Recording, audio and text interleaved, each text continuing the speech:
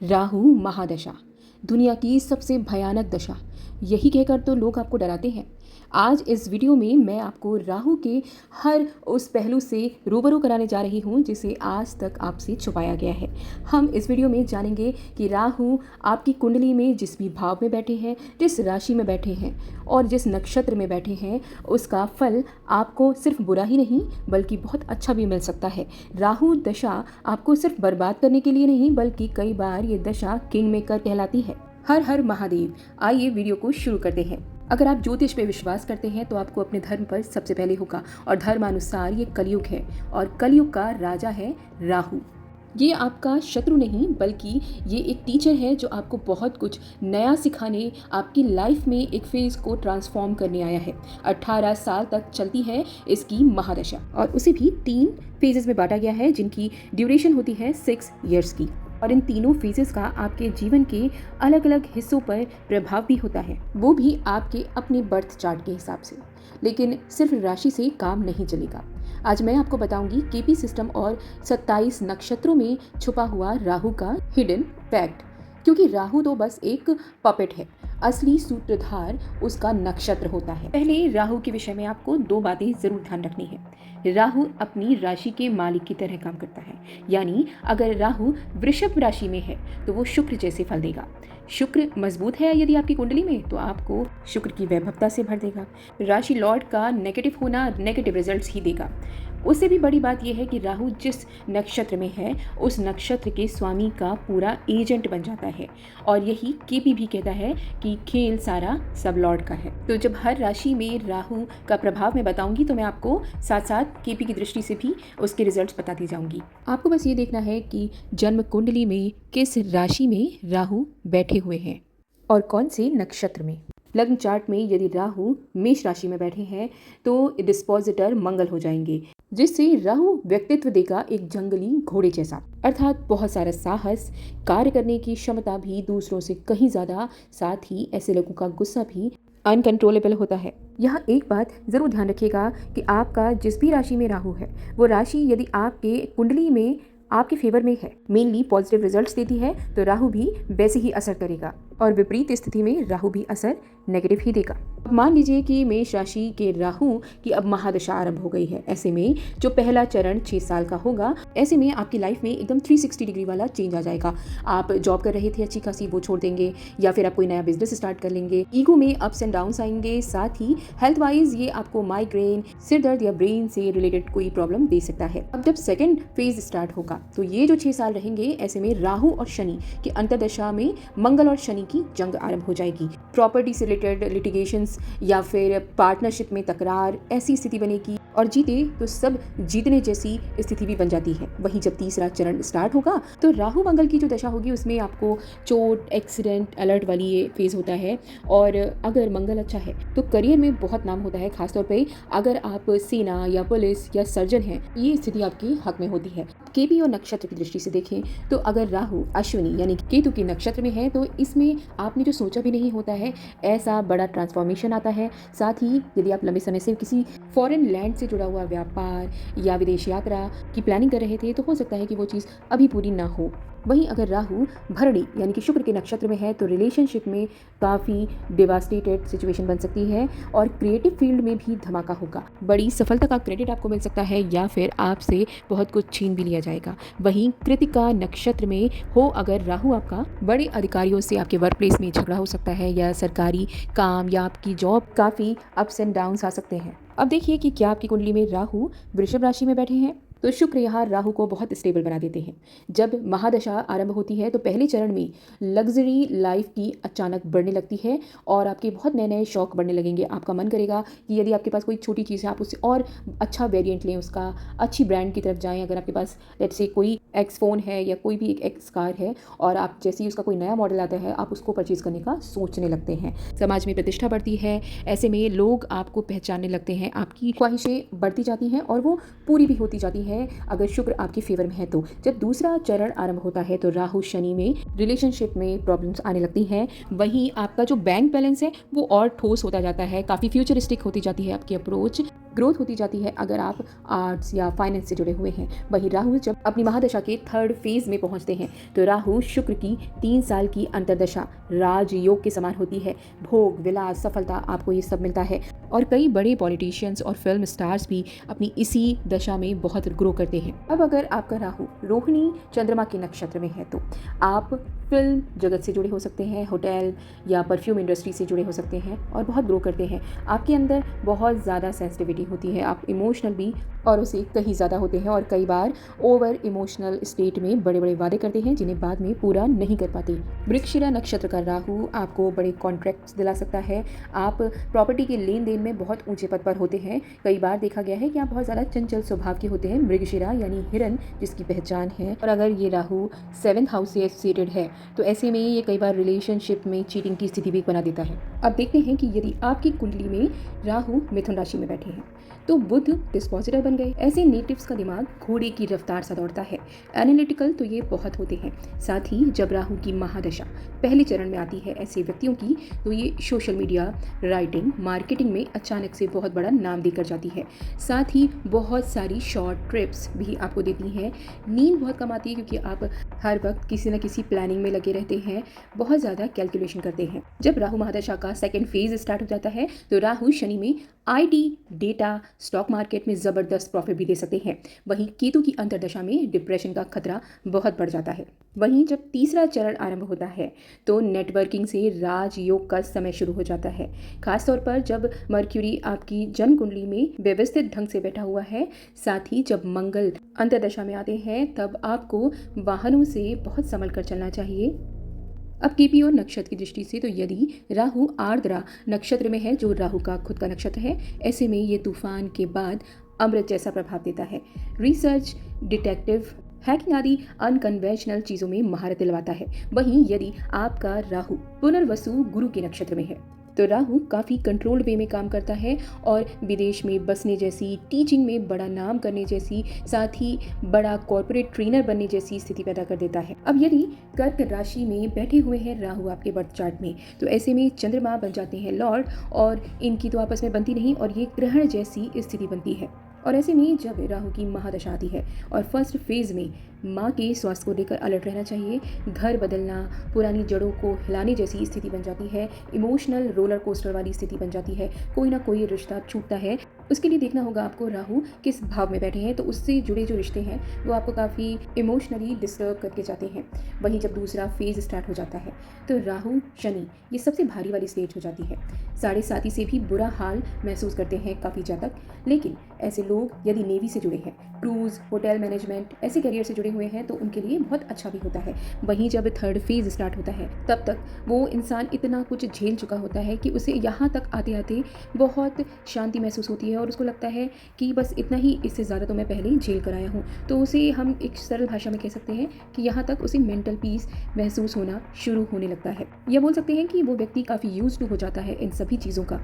अब देखते हैं केपीओ नक्षत्र की दृष्टि से तो पुष्य नक्षत्र में राहु हैं अगर आपके तो ये अकेला ही एक एम्परर के बराबर होता है। राजनीति या प्रशासन में आपको टॉप पर ले जा सकता है। वहीं अंदर ही अंदर आप बहुत खालीपन भी महसूस करते हैं। और अगर आपका राहु अश्लेषा यानी बुध के नक्षत्र में है तो ऐसे में ये आपको गुप्त ज्ञान, तंत्र मंत्र, साइकोलॉजी, टॉक्सिकोलॉजी में करियर बहुत अच्छा बना कर देते हैं। लेकिन आपको बोलचाल में बहुत ब्लंट बना देते हैं या कई बार लोगों को बहुत ज़्यादा चुभने वाली वाणी दे देते हैं। अब देखिए कि कहीं राहु आपके बर्थ चार्ट में सिंह राशि में तो नहीं, तो ऐसे में सूर्य बन जाते हैं लॉर्ड, तो आपके अहंकार को बहुत ज़्यादा बढ़ा देते हैं और आप बहुत ज़्यादा इनसिक्योर भी फील करते हैं। आपको हर वक्त ये लगता है कि सामने वाला बस आपके बारे में ही बात कर रहा है। अब राहु महादशा का जब फर्स्ट फेज स्टार्ट होता है तो आपके पिता से या पिता समान व्यक्तियों से टकराव की स्थिति बन जाती है। बॉस से अंदर ही अंदर क्लैशेस स्टार्ट हो जाते हैं। सरकारी नौकरी में अगर आप हैं तो आपकी फाइल रुकने जैसी स्थिति या गवर्नमेंट रिलेटेड जो भी डॉक्यूमेंट्स हैं उनमें परेशानी आने लगती है, रुक रुक के काम होते हैं। सेकेंड फेज जब स्टार्ट होता है तो ये पावर स्ट्रगल का फेज होता है। या तो राजा बनोगे या साइड लाइन हो जाओगे। पॉलिटिक्स, फिल्म इंडस्ट्री से जुड़े हैं, स्पोर्ट, एडमिनिस्ट्रेशन में बहुत ऊंचाइयों तक आप जा सकते हैं। और जब आप पहुंचते हैं थर्ड फेज में तो रातों रात सक्सेस वाली स्थिति बन जाती है। या तो आप बहुत बड़ी फेम से अचानक फर्श पर आ जाते हैं या आपको बहुत ऊंचाइयों तक अचानक से ले जाता है ये चरण। वहीं अगर इस फेज को हम हेल्थ वाइज देखें तो ये आपके ब्लड प्रेशर रिलेटेड प्रॉब्लम दे सकता है, आपको हार्ट से संबंधित परेशानियाँ, ब्लड से रिलेटेड परेशानियाँ आपको देने के बहुत ज़्यादा चांसेस होते हैं इस फेज़ में। मित्रों, जब हम मेडिकल एस्ट्रोलॉजी पढ़ेंगे और जब उसके बारे में डिस्कशन करेंगे तब आप देखिएगा कि ये एस्ट्रोलॉजी सिर्फ एक कल्पना नहीं है, ये कितनी ज़्यादा मैथमेटिकल है, कितनी सटीक है और कैसे बायोलॉजी, केमिस्ट्री और एस्ट्रोलॉजी इंटर रिलेटेड है। तो अब हमारे चैनल से जुड़े रहिए और भी इसी प्रकार की एस्ट्रो इनसाइट्स के लिए। और अब बात करते हैं केपी और नक्षत्र की दृष्टि से। अब राहु यदि आपकी कुंडली में मघा केतु के नक्षत्र में है तो पॉजिटिव बात तो ये हो गई कि आपको पूर्वजों से संबंधित प्रॉपर्टी मिलने के चांसेस हैं। यदि कोई विवाद चल रहा है तो वो आपके हक में आ सकता है, लेकिन ये स्थिति बन जाती है पितृदोष की भी। शाही ठाट बाट भी आपको देकर जाती है या छीन भी सकती है और अचानक ही आपको काफ़ी बड़ी जिम्मेदारी भी मिल सकती है। वहीं अगर आपका राहु पूर्वा फाल्गुनी यानी शुक्र के नक्षत्र में है तो ये ग्लैमर, मनोरंजन या ऑपोजिट सेक्स से ज़बरदस्त आकर्षण भी देता है। ऐसे में बुध होते हैं डिस्पोजिटर और आप एक परफेक्शनिस्ट जैसे होते हैं। और अगर आपकी राहु की महादशा स्टार्ट हो गई तो पहले चरण में आपको पढ़ाई में रुकावट देखने को मिलती है। कोई टेक्निकल स्किल अचानक से आपको उसमें इंटरेस्ट आने लगता है। हो सकता है कि आप अपनी रेगुलर जो पढ़ाई है उसे छोड़कर किसी ऐसी स्किल को सीखने लग जाएं, जैसे आप गेमिंग सीखने लग जाएं। बोलने और लिखने की क्षमता में भी चेंजेस आते हैं। ये देखना होगा कि आपकी जन्म कुंडली में वो पॉजिटिव होंगे या नेगेटिव। हेल्थ वाइज देखें तो हाइपोकॉन्ड्रियासिस जैसी स्थिति भी आपको झेलनी पड़ सकती है। वहीं जब सेकेंड फेज स्टार्ट होगा तो राहु शनि ये अनुशासन से आपको भर देगा। लेखन, अकाउंट्स, हेल्थ केयर में आपको सफलता देगा। विदेशी प्रोजेक्ट्स भी आपको मिलने लगेंगे, आपका नाम भी बढ़ेगा। और जब तीसरा फेज स्टार्ट होगा तो कोर्ट केस जो अभी तक आप झेल रहे थे उसका फैसला आपके हक में आ सकता है। और अब बात करते हैं केपी और नक्षत्र की दृष्टि से। तो यदि आपका राहु हस्त यानी चंद्रमा के नक्षत्र में है तो आपको हाथ से जुड़े हुए जो स्किल्स हैं उसमें बहुत माहिर बनाता है, चाहे वो पेंटिंग हो, शिल्पकारी हो या फिर सर्जन हो या मैन्युफैक्चरिंग किसी भी तरीके की, तो उसमें आपको बहुत महारत दिलवाता है।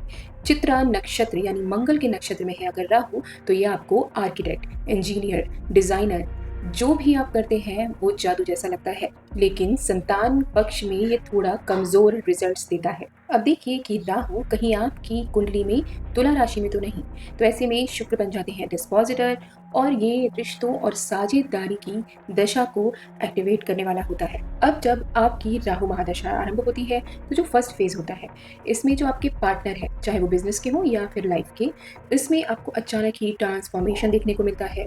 या तो डिवोर्स जैसी स्थिति बन जाती है, पार्टनरशिप टूटने जैसी स्थिति बन जाती है। गौर करने वाली बात ये होती है कि सबसे ज्यादा पार्टनरशिप इसी समय जुड़ती भी है और टूटती भी है। कार्मिक रिश्ते भी आपको मिलते बहुत हैं, इसी दशा में अपना हिसाब किताब पूरा करते हैं और आपसे अलग हो जाते हैं।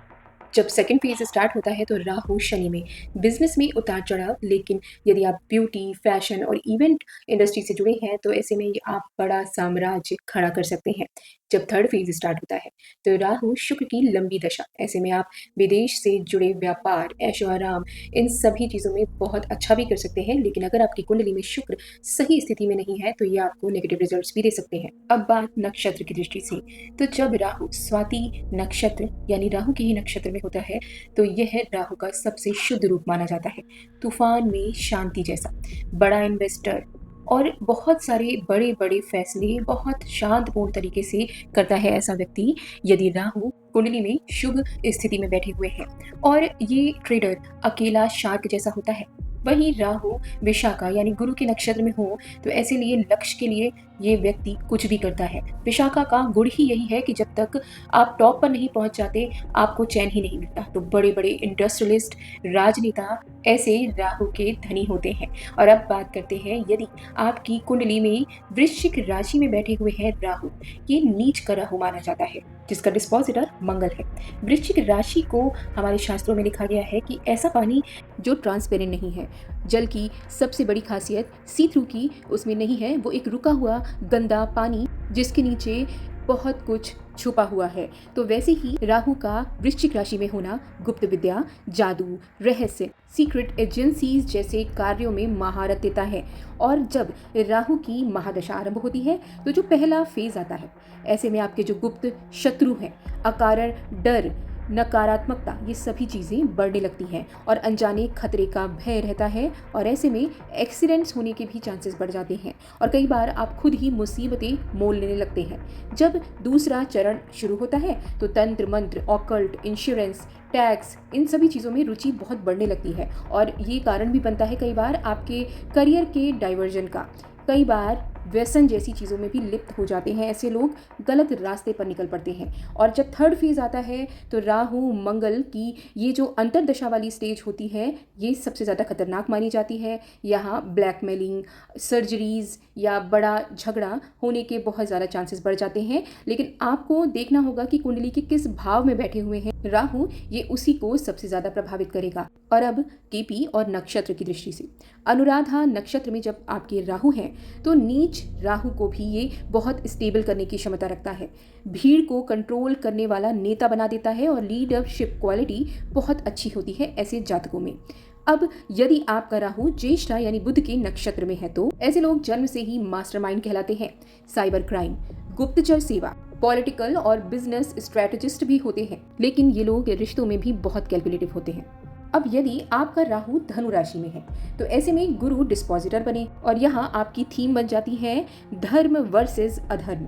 यानी कि जब राहु की महादशा स्टार्ट होती है तो जो पहला चरण होता है वो पिता या गुरु से वैचारिक मतभेद बना देता है। आपकी अनकन्वेंशनल सोच और उनकी कन्वेंशनल सोच को आपस में कई बार टकराव की स्थिति में लाकर खड़ा कर देता है। आपको हमेशा विदेशी चीज़ें बहुत अट्रैक्ट करती हैं। इसे आप नेगेटिव मत समझिए, ये सिर्फ आपकी कुंडली पे डिपेंड करता है कि ये प्लेसमेंट नेगेटिव है या नहीं। आप इसे खुद सोचिए कि अगर आपके अंदर ऐसी सोच नहीं होगी तो आज के युग में ग्रोथ कैसे होगी। आपके अंदर कॉम्पिटिटिवनेस, किसी भी चीज़ को यूं ही नहीं मानने की शक्ति होती है और इंक्यूजिटिव नेचर होने के कारण आप हर चीज़ को पहले खुद पढ़ते हैं तभी मानते हैं और इसीलिए शायद पूर्व काल में इसे थोड़ा सा उद्दंडी स्वभाव का कहा गया। लेकिन अगर आप अपने धर्म को शोध करते हुए, अंधविश्वास को ना मानते हुए धर्म को मानते हैं तो ये यकीन मानिए कि आप बहुत बड़े गुरु या संत होने की शक्ति रखते हैं। अब राहु महादशा का दूसरा चरण आरंभ होता है तो राहु शनि में पब्लिशिंग, लॉ, यूनिवर्सिटी में ख्याति प्राप्त करने जैसी स्थिति बनती है। वहीं जब थर्ड फेज स्टार्ट होता है महादशा का तो आध्यात्मिक गुरु जैसी पहचान मिलने लगती है, क्योंकि तब तक आप बहुत कुछ सीख चुके होते हैं, बहुत सारे अनुभवों से गुजर चुके होते हैं। और यहाँ पर मंगल अंतर्दशा में आपको काफ़ी अलर्ट रहना चाहिए, क्योंकि यही आपको हिप से रिलेटेड प्रॉब्लम दे सकता है। आप कई बार देखते हैं कि ऐसे लोगों की हिप सर्जरी या अंग भंग जैसी स्थिति भी बनती है। तो आपको अपने मंगल को बहुत कंट्रोल करके रखना चाहिए, गुस्से पर काबू और भोलेनाथ की पूजा में हमेशा तल्लीन रहना चाहिए। अब बात केपी और नक्षत्र की दृष्टि से, तो मूल नक्षत्र में यदि आपका राहु है तो मूल के स्वामी केतु, जिसकी प्रकृति होती है जड़ से उखाड़ने वाली, जीवन की जिस पटरी पर आप चल रहे थे उसे एकदम से उलट पलट देने वाला समय होता है ये। और इस समय आप या तो बिल्कुल स्पिरिचुअल हो जाते हैं या फिर सब कुछ छोड़ देते हैं। आपको किसी से मोह महसूस नहीं होता, आपको लगता है दुनिया में कोई आपको समझने वाला नहीं है और आपकी रुचि काफ़ी पुरातत्व की ओर या तंत्र मंत्र की ओर, ऑकल्ट की ओर होने लगती है। ध्यान रखिएगा, अगर ये स्थिति आपके 5th या 7th हाउस से बनती है तो रिश्ते भी सदा के लिए टूट सकते हैं। ये कर्मों के बहुत कड़े हिसाब का समय होता है। और वहीं यदि पूर्वाषाढ़ा शुक्र के नक्षत्र में है राहु आपका, तो आप बहुत आकर्षक ऑरेटर बनते हैं। वाणी में गजब का चार्म होता है, आपकी काफी ज्ञानी भी होते हैं आप।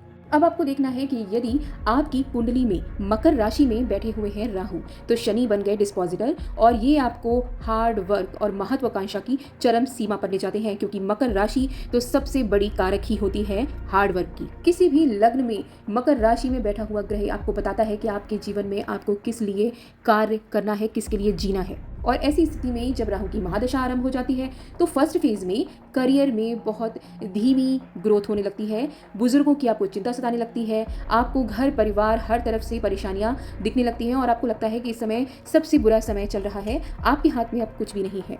जब सेकेंड फेज आता है राहु शनि का, ये गोल्डन पीरियड बन जाता है, क्योंकि आपकी हमेशा काम करने की क्षमता, कभी हार ना मानने की क्षमता ही आपको अब करियर की ऊंचाइयां देने लगती है।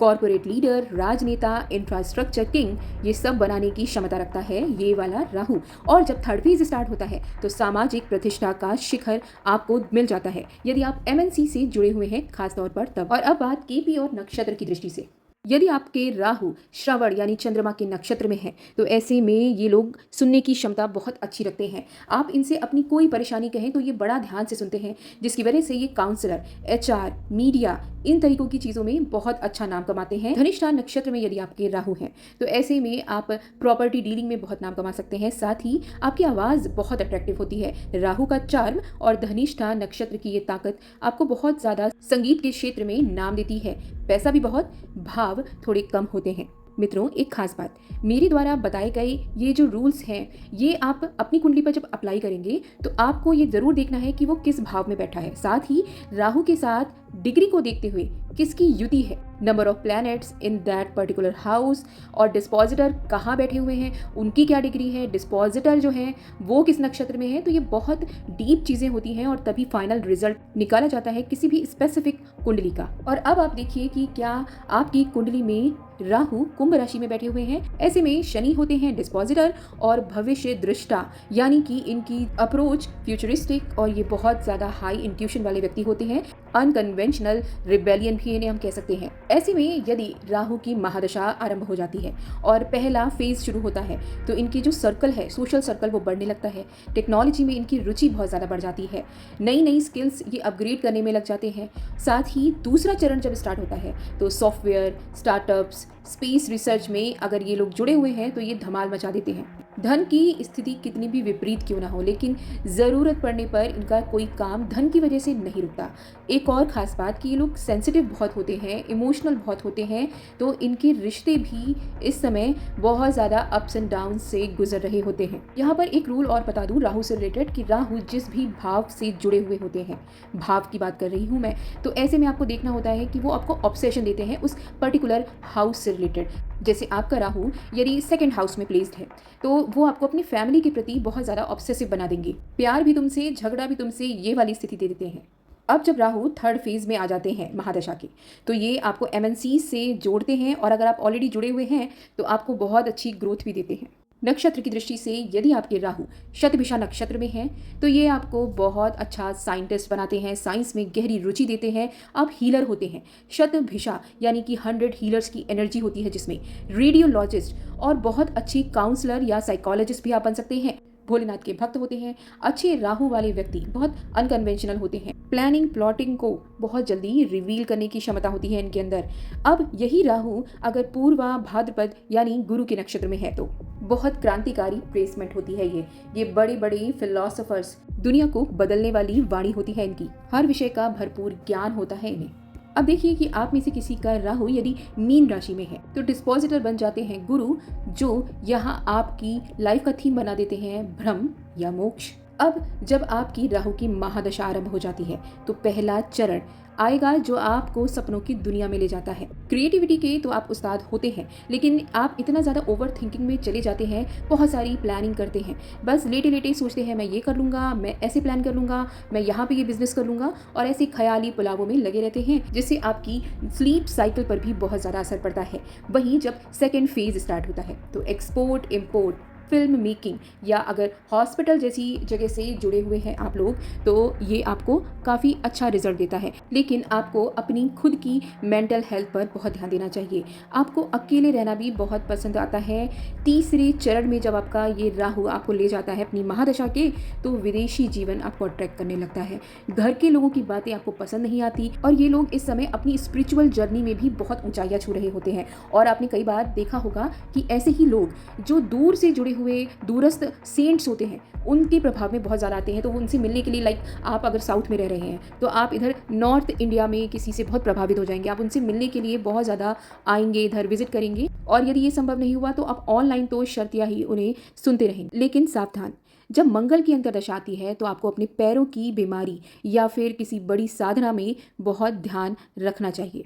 अब केपी और नक्षत्र की दृष्टि से देखें तो उत्तरा भाद्रपद यानी शनि के नक्षत्र में यदि राहु है तो आप एकांत योगी बन जाते हैं, रिसर्च स्कॉलर बन जाते हैं और आपका सर्कल काफ़ी छोटा होता है और स्वभाव काफ़ी गंभीर। अब यदि आपका राहु रेवती नक्षत्र में है जो कि बुध का नक्षत्र होता है, वाणी एकदम शार्प, बाल साहित्य में इंटरेस्ट बहुत ज़्यादा होता है आपका, एनिमेशन में आप मास्टर होते हैं, साथ ही ये बहुत बड़े बड़े एनिमल लवर्स होते हैं, एनिमल्स के राइट्स के लिए लड़ते रहते हैं।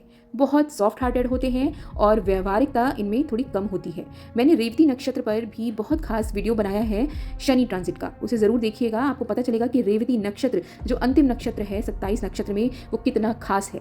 तो मित्रों, राहु की पूरी दशा का सार एक लाइन में अगर मैं कहूँ तो है कि जो आपको सबसे ज़्यादा डराता है, राहु आपको वहीं धकेलता है ताकि आप निडर हो जाएं। और आइए अब जान लेते हैं वो खास प्रैक्टिकल टिप्स जिन्हें करके आप अपने राहु को अपने फेवर में कर सकते हैं और इस महादशा का लाभ उठा सकते हैं। घर में डेली खाना बनता है, एक रोटी कम से कम आप डॉग्स के लिए ज़रूर निकालें और पहली रोटी गाय की। पशु सेवा में लग जाइए, इससे बड़ा कोई उपाय दुनिया में नहीं है किसी भी ग्रह के लिए। हनुमान जी की शरण में चले जाइए। नियमित तौर पर या कम से कम मंगल और शनिवार को आपको हनुमान चालीसा का जाप करना चाहिए। मेरे श्रेष्ठा पंडित वाले चैनल पर आप साइंस डिकोडिंग देख सकते हैं हनुमान चालीसा की, जिसका लिंक आपको डिस्क्रिप्शन में मिल जाएगा। संभव हो सके तो नियमित तौर पर शिवलिंग पर जल जरूर चढ़ाया करिए, जिससे आपका मूड भी अच्छा होगा और मन कंट्रोल में रहेगा। और फिर बाबा राहु के गुरु भी हैं। नशों से जितना हो सके दूर रहें, वरना ये राहु की माया आपको अंत तक बर्बाद करके ही छोड़ेगी। देश काल परिस्थिति को देखते हुए ये उपाय बहुत असरदार है। कोई नई टेक्निकल स्किल जरूर सीखें जब अनकन्वेंशनल चीज़ों में आपकी रुचि बढ़ती है।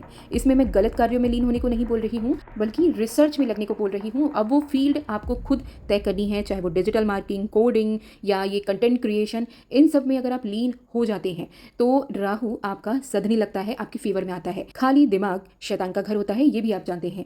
और जितना आप खाली रहेंगे आपकी ओवरथिंकिंग बढ़ती जाएगी, राहु इल्यूजन बढ़ाता ही जाएगा, आप बुरी चीज़ों की ओर घिरते जाएंगे। तो खुद को अपग्रेड ज़रूर करिए, क्योंकि ऐसे में राहु आपको खुद लीडर बनकर रास्ता दिखाने लगता है। और एक बोनस टिप कि आपको पूजा स्थल या फिर आपका जो वॉशरूम है या कोई भी पब्लिक प्लेस, उसे गंदा करने से बचें। तो मित्रों, राहु की महादशा और राहु के बारे में अपने अनुभवों के आधार पर कम शब्दों में मैंने बताने का प्रयास किया है। आपको मेरा प्रयास कैसा लगा मुझे कमेंट में ज़रूर बताइएगा। मेरे इस नए चैनल को सब्सक्राइब ज़रूर करिएगा, वीडियो को लाइक शेयर करिए। ऐसे ही और भी एस्ट्रो इनसाइट्स के लिए आप मुझे पूरा इंस्टाग्राम और फेसबुक पर फॉलो कर सकते हैं। Support us to evolve. हर हर महादेव।